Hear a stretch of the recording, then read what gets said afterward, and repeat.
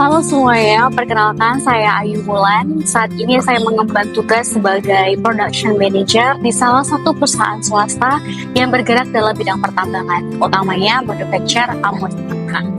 Kalau kita bicara soal female engineer dan juga engineering, kira-kira dalam pikiran kalian apa yang terbesit?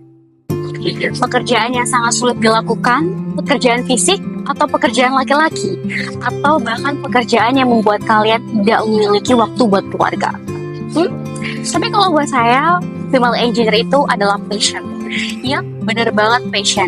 Yaitu dimana ketertarikan kita untuk melakukan suatu hal tanpa adanya tekanan ataupun lainnya, dan kita feel very enjoy, dan kita bisa berkontribusi untuk memecahkan masalah dan juga berpikir secara analitik untuk memajukan atau menghasilkan suatu kegiatan yang kita passionate itu. Memang betul, kalau kita bicara soal stereotip yang berkembang saat ini bahwa dunia engineering itu adalah bukan dunianya perempuan atau hanya mungkin diperuntukkan oleh laki-laki.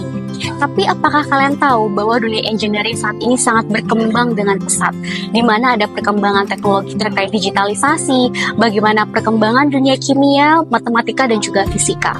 Yang mana nggak hanya soal rumus ataupun fisik, tapi di dalamnya ada perkembangan soal teknologi, bagaimana bisa berpikir secara analitik, dan juga ketekunan dan juga ketelitian, yang mana itu semua juga bisa dilakukan oleh kalian sebagai perempuan.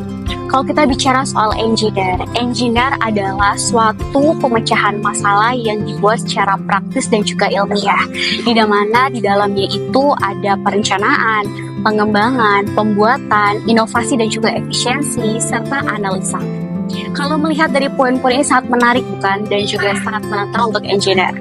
Masih banyak banget ada kisah inspiratif soal engineering. Mau tahu satunya seperti apa? Oke, ada satu kisah menarik dari seorang female engineer yaitu bernama Gwynne Shotwell. Gwynne Shotwell merupakan presiden and CEO dari SpaceX. SpaceX merupakan salah satu perusahaan dirgantara yang didirikan oleh Elon Musk, di mana perusahaan ini bergerak dalam bidang luar angkasa dan juga kedirgantaraan untuk perjalanan luar angkasa dalam bidang ilmiah, komersil, atau bahkan penjelajahan luar angkasa lainnya. Gwynne Shotwell adalah salah satu lulusan dari teknik mesin dan juga matematika terapan di salah satu universitas di Norwegia di tahun 1980-an. Dan uniknya, Gwynne Shotwell adalah 7 karyawan pertama di SpaceX di tahun 2002. Dan apakah kalian tahu bagaimana karir cemerlang yang dialami oleh Gwynne Shotwell? Di tahun 2008 di bulan Desember, Gwynne Shotwell bersama dengan timnya dapat memberikan kontribusi yang cukup signifikan sehingga SpaceX bisa bekerja sama dengan NASA, di mana bekerja sama untuk peluncuran roket dan juga peluncuran terkait logistik luar angkasa. Sungguh sangat inspiratif kan terkait mengenai Gwynne Shotwell ini. Bahkan sampai dengan saat ini, Gwynne Shotwell sangat berpengaruh terhadap bagaimana perkembangan bisnis dari SpaceX, yang mana untuk menghandle beberapa customer ataupun vendor-vendor strategis lainnya terkait mengenai penerbangan luar angkasa. Kalau melihat dari cerita ini, bukankah cerita ini sangat luar biasa dan juga inspiratifnya bahwa kita sebagai perempuan, utamanya female engineer, bisa berkarir dengan sangat cemerlang dan juga sangat baik serta berkontribusi bagi teknologi dan juga perkembangan bagaimana proses di dunia ini. Beranjak dari kisah inspiratif dari Gwynne Shotwell, Presiden and CEO dari SpaceX, saya juga ingin cerita nih bagaimana saya bisa menemukan passion saya sebagai seorang female engineer.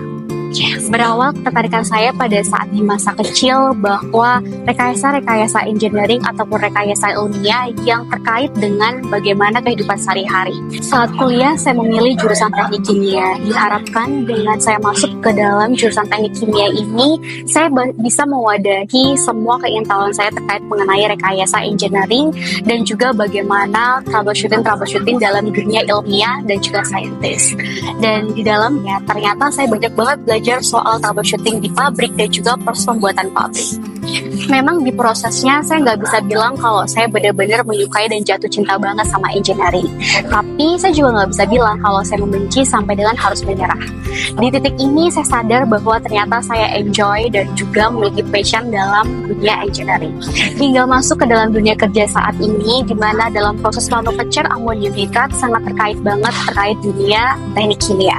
Di sini saya belajar bagaimana pengembangan secara terapan begitu ilmu yang saya miliki dan juga bagaimana pola pikir secara sistematik dan juga analytical thinking untuk bisa men-solve beberapa problem di pabrik sebagai female engineer. Dan itu sangat menyenangkan dan juga very challenging bagi saya.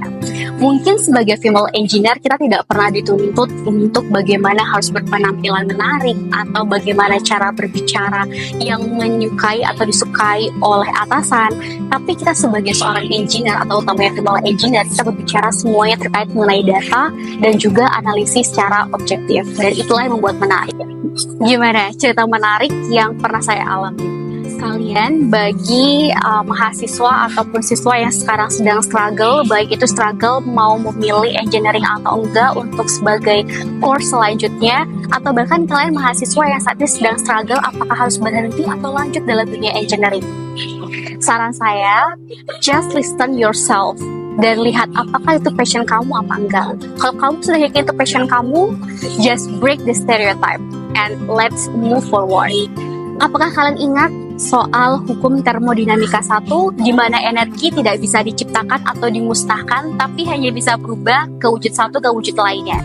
Sama seperti perempuan, energi perempuan tidak bisa dimusnahkan tapi bisa berubah bentuk ke dalam apa? Ke dalam ide, kreativitas dan juga semangat yang baru. Saya Ayu Wulan, sampai jumpa di episode selanjutnya di Inspirator.